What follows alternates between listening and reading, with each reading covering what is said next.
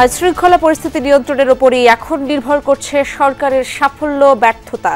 DC সম্মেলনে বললেন প্রধান উপদেষ্টা, কাজ করতে চান প্রশাসনের ক্যাপ্টেন হিসেবে। আমরা কেউ যেন এমন কোনো ভুল কাজ না করি যাতে করে পুরো টিমের সাফল্য ব্যাহত হয়।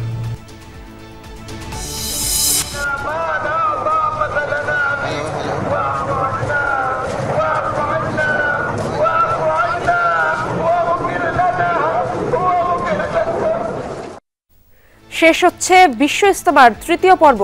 আখেরি মোনাজাত পরিচালনা করছেন মাওলানা ইউসুফ বিন সাদ। মুসলিম উম্মার শান্তি সমৃদ্ধি কামনা।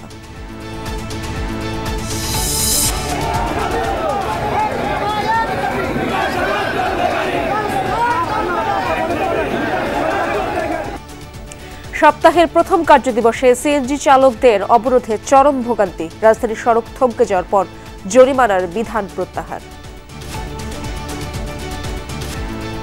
আমরা সবকিছু নির্বাচনা চাচ্ছি। আগের যে সিদ্ধান্ত ছিল যে মিটারে না চললে 50,000 টাকা জরিমানা করা হবে, সেটা এই মুহূর্তে সরকারের পক্ষ থেকে বাতিল করা হয়েছে। এই সংক্রান্ত একটা আমরা অর্ডার পেয়েছি। অপারেশন ডেভিল হান্টে আবু সাইদ হত্যা মামলার আসামি জামালপুরে গ্রেফতার। গণহত্যার মামলায় চট্টগ্রামের সাবেক এমপি ফজলে করিমকে কারাগারে প্রেরণ।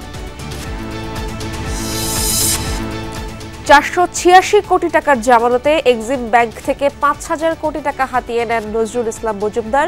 বেনামি ঋণ আদায়ে অনিশ্চয়তা। যে কোনো লোন অ্যাপ্লিকেশন বলে আপনাকে প্রথমে সিআইবি রিপোর্ট নেওয়ার কথা। এইগুলো ছাড়াই যদি দিয়ে থাকে তার মধ্যে বোঝা গেল যে সম্পূর্ণভাবে এটা চেয়ারম্যান সাহেবের ইনফ্লুয়েন্সে লোনগুলো দেওয়া হয়েছে। ওনার জবাবদিহিতাটা ওই বোর্ড যদি না নিতে পারে তাহলে উনি একটু তো বেপরোয়া হতেই পারেন।